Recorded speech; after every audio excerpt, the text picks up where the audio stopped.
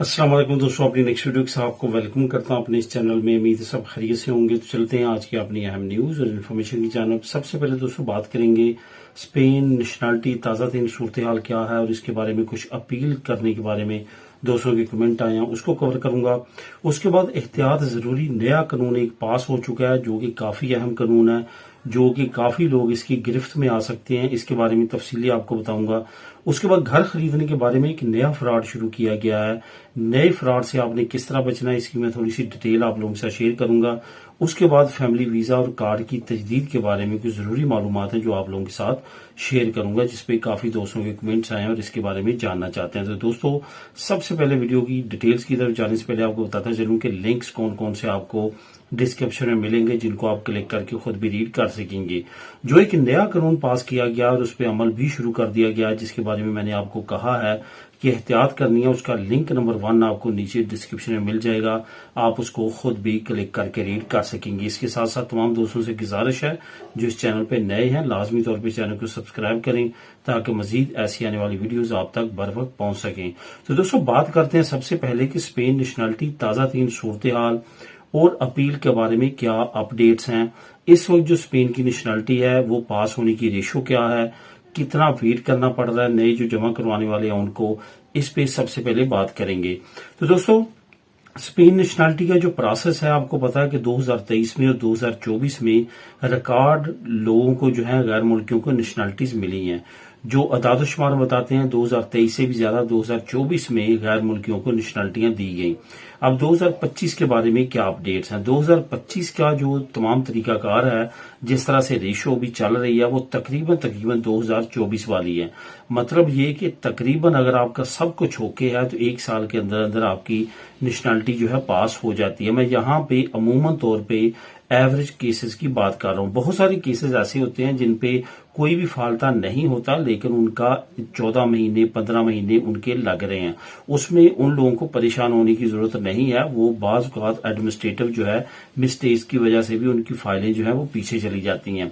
अब यहाँ पे जो सबसे अहम चीज आपको जानना जरूरी है वो ये है कि आपका अगर सब कुछ ओके है, आपको मालूम है कि मेरी केस में कोई भी प्रॉब्लम नहीं है, आप पे कभी भी किसी भी वक्त जो है वो पुलिस केस नहीं बना, कोई भी किसी ने आप पे केस नहीं किया, इसके साथ साथ आप कोई भी किसी भी तरह के जो है वो मिस्टेक में मुलव्वस नहीं है, आपकी कंटिन्यूसली रेजिडेंसी चली है, आपकी कभी भी रेजिडेंसी जो है रिजेक्ट नहीं हुई कि आप यहाँ पे नहीं ज्यादा अरसा रहे या ओवर स्टे रहे हैं स्पेन से बाहर, या इस तरह का कोई भी मामला नहीं है, तो आप ये लाजमी तौर पे ज़हन में रखें कि आपका कोई भी प्रॉब्लम नेशनलिटी में नहीं आएगा। लेकिन यहाँ पे मैं अपील से रिलेटेड जो दोस्त कमेंट करते हैं कि मुझे 15 महीने हो चुके हैं, 16 महीने हो चुके हैं, कुछ ने लिखा है कि 20 महीने हो चुके हैं, यानी कि पौने 2 साल हो चुके हैं, तो उनका अभी तक कोई भी आंसर नहीं आया। तो लाजमी तौर पर आपको वेट करने की जरूरत नहीं होती। जैसे आप देखते हैं अगर आपका नेशनलिटी को जमा करवाए 1 साल हो चुका है और आपका प्रोसेस बिल्कुल भी चेंज नहीं हुआ, आपका स्टेटस वो यूं का तू है, जब आप ऑनलाइन चेक करते हैं स्टेटस आगे फॉरवर्ड नहीं किया गया, तो जहन में रखें कि आपने लाजमी तौर पे रिकर्सों की तरफ जाना है। हो सकता है कि आपकी फाइल किसी वजह से या अनजाने में रुकी हुई हो, तो इस तरह से आपकी फाइल दोबारा चल सकती है। अब यहाँ पे जो अमूमन तौर पे पहला आंसर आता है जमा करवाने के नेशनलिटी को, जैसे आप स्पेन की नेशनलिटी को जमा करवाते हैं, जो पहला मिनिस्ट्री दी जुस्टिसिया की तरफ से आपका स्टेटस चेंज होता है वो इस वक्त तकरीबन 6 महीने से 8 और कुछ लोगों को 9 महीने बाद भी जो है उनका स्टेटस पहली मरतबा चेंज होता है। लेकिन जब 9 महीने 8 महीने 7 महीने या 6 महीने बाद जब स्टेटस चेंज होता है तो उसके तकरीबन 2 महीने के बाद अगला स्टेटस जो है वो चेंज हो जाता है। इस तरह से आपको पता चल जाता है कि आपकी फाइल पे वर्क हो रहा है। अगर इस तरह की अलामतें आपको आपकी फाइल पे बिल्कुल भी नजर ना आए तो लाजमी तौर पे जैसे 1 साल मुकम्मल होता है रिकर्सों की तरफ लाजमी तौर पे जाएं। कोई भी किसी तरह का भी इंतजार ना करें, क्योंकि आपकी फाइल में या तो कोई ना कोई प्रॉब्लम है या फिर आपकी फाइल को रुका गया है। अब यहाँ पे एक चीज और आप लोगों के साथ शेयर करूं करूंगा जो कुछ केसेस में सामने आई है, ताकि आप इसको भी जहन में रखें। पहले क्या होता था, अगर आपके केस में कोई प्रॉब्लम होती थी तो मिनिस्ट्री ऑफ जुस्टिस जो है वो आपको लेटर लिखती थी और आपको मतला करती थी कि इसके बारे में हमें प्रूफ दें, या कभी जिंदगी में आप पे कोई मोड़ता हुआ है या आपको की अदालत का आपको प्रॉब्लम बना है और आपकी कोई केस चला है, उसका फैसला आया, बेशक आपके हक में आया या आपको कोई जुर्माना हुआ, अब आपने जुर्माना पे कर दिया और अब आप बिल्कुल मुतमिन है कोई भी प्रॉब्लम नहीं बनेगी, फिर भी बहुत सारे केसेस में देखा गया है कि एम्बेसी जो जुस्टिसिया है उसको तमाम चीजों का मालूम होता है, लेकिन फिर भी वो आपसे लेटर के जरिए पूछती है कि फलां डेट फलां वक्त जो है आप पे एक केस हुआ था, उसका फैसला क्या हुआ था, उसकी क्या रिक्वायरमेंट्स थी, तमाम चीजें जो हैं वो हमें पेश करें। हालांकि ये तमाम प्रोसेस मिनिस्ट्री ऑफ जुस्टिसिया के अंडर ही है, इस पे काफी लोग कमेंट भी करते हैं, लेकिन जहन में रखें कि ये डिपार्टमेंट डिफरेंट है। बेशक मिनिस्ट्री सेम है, लेकिन ये नेशनलिटी वाला डिपार्टमेंट डिफरेंट है और जो अदालतों वाला डिपार्टमेंट है वो डिफरेंट है। इस वजह से आपको लाजमी तौर पर वो प्रोवाइड करना होता है। तो इस तरह से भी आपने, जैसे आप रिकॉर्ड्सों करते हैं तो ये चीजें भी सामने आ जाती हैं। लेकिन अब क्या हो रहा है कि बहुत सारे केसेस में देखा गया है कि वो आपको लेटर नहीं लिख रहे, वो बल्कि आपका जो है वो केस को रोक देते हैं, आपकी नेशनलिटी को रोक देते हैं। फिर आपने रिकॉर्ड्स जब करते हैं अपने वकील के जरिए तो वो वकील आपको बताता है कि आपकी इस वजह से नेशनलिटी रुकी हुई है, ये डिटेल जो है वो मांग रहे हैं, वो उनको प्रोवाइड करना होगी।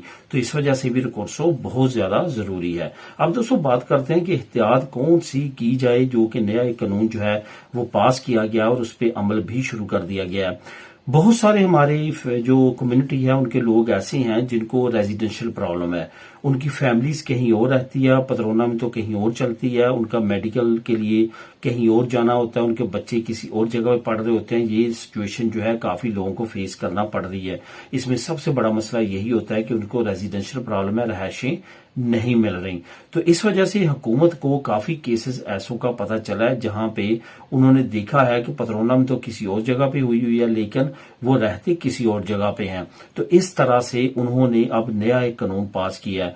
अगर तो आप ऐसे एरिया में रहते हैं जिनकी आबादी जो है वो कम एरिया में शुमार होती है, फिर आपको मिनिमम 3 यूरो और इससे ज्यादा भी हो सकता है। लेकिन अगर आप बड़ी आबादी वाले इलाकों में ऐसा कर रहे हैं तो फिर आपको 1500 150 यूरो इस तरह आपको मुख्तलिफ रेशो में जो है वो जुर्माना हो सकता है। ये डिपेंड करता है एरिया टू एरिया।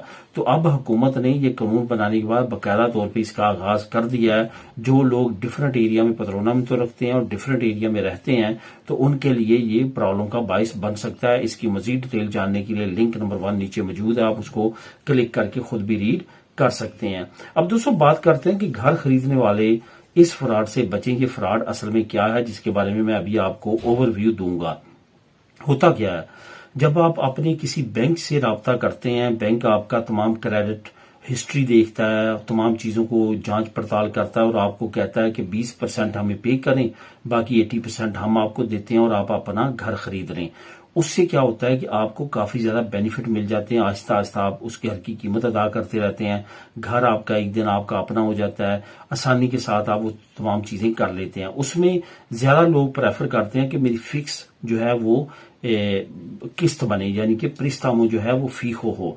तो बहुत सारे लोग जो हैं वो इसको प्रेफर करते हैं और इस तरह 20% दे के वो तमाम चीजें कर लेते हैं। लेकिन अब एक नया फ्रॉड ये शुरू हुआ है कि कुछ एजेंसीज जो कि घर सेल कर रही हैं, उनको पता है कि सारे लोग 20% भी अफोर्ड नहीं कर पाते, तो उन्होंने एक नई स्कीम चलाई है। वो क्या करते हैं, वो कहते हैं कि हम आपको 100% जो है वो लोन पास करवा के देंगे, लेकिन फिक्स नहीं होगा, वेरिएबल होगा वो, या मिक्स होगा। मिक्स का मतलब होता है पहले 10 साल फिक्स होगा, उसके बाद वेरिएबल हो जाएगा। अभी अगर पहले 10 साल आपने या 5 साल पहले आपने 600 किस्त देनी है, तो जब वेरिएबल हो जाएगा हो सकता है फिर आपको 1000 यूरो किस्त देना पड़े। इस वजह से एक तरफ तो यहां पे आपको लॉस होगा, दूसरी तरफ जब आप 100% पे जो है वो लेंगे, घर लेंगे और वो आपको बैंक के साथ मिली भगत करके 100% लोन दिलवा देंगे, आपको घर लेके ले देंगे, उसमें उन्होंने पहले आपसे एडवांस 10 से 15 और कुछ जगहों पे 18-18 हजार यूरो भी पहले लिया है, जो कि उन्होंने अपने कमीशन के तौर पे या अपने एडमिनिस्ट्रेटिव चार्जेस के तौर पे लिया है। और वो लोगों से इतनी बड़ी रकूम जो है उन्होंने ली है जिनका कोई खाता भी नहीं है, जहां पे कोई लिख पढ़त नहीं है कि आपने वो कहां पे की, आपको वहां से कोई भी आउटपुट नहीं मिलेगी। तो इस तरह का फ्रॉड जो है मुख्तलिफ एजेंसीज कर रही हैं। मैं उन एजेंसीज का नाम नहीं लेना चाहता, लेकिन ये जरूर बताना चाहता हूं कि ऐसी एजेंसी से बाज रहें। वो ये काफी ज्यादा इस तरह का अमल अब कर रहे हैं और मजबूर लोगों का फायदा उठा रहे हैं। तो इस तरह की कुछ एजेंसीज को मैंने आप लोगों के साथ शेयर भी किया था। मेड्रिड में सजा भी हुई है और उनको जुर्माने भी हुए हैं, लेकिन अभी भी ये काम बड़े शहरों में, खासतौर पर बार्सिलोना में और मेड्रिड में जारी है। अब दोस्तों बात करते हैं कि फैमिली वीजा और कार्ड की तजदीद के बारे में कुछ जरूरी मालूमात जो आपको जानना बहुत ज्यादा जरूरी है।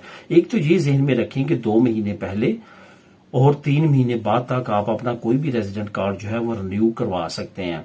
दूसरी तरफ एक बहुत अहम फैमिली वीजा से रिलेटेड आपको इन्फॉर्मेशन देता चलूं कि अगर आपका रेजिडेंट कार्ड 6 महीने या 6 महीने से कम वैलिड है, तो आपकी जब फैमिली आएगी तो उस वक्त ये मुद्दत में अगर आपका कार्ड है तो आपकी फैमिली को भी कार्ड नहीं मिलेंगे, बल्कि आपको वेट करना पड़ेगा। आप अपना पहले कार्ड रिन्यू करवाएंगे, उसके बाद अपनी फैमिली को जो है वो आप कार्ड दिलवा सकेंगे। ये भी आपने जहन में रखना, फैमिली अप्लाई करते वक्त अपने कार्डों की जो मुद्दत है तजदीद करवाने की, उनको लाजमी तौर पे जहन में रखें और उसके मुताबिक अपना तमाम फैमिली का प्रोसेस करें। तो दोस्तों ये थी आज की अहम इन्फॉर्मेशन न्यूज। मिले नेक्स्ट वीडियो में नई अपडेट्स के साथ। अल्लाह हाफिज।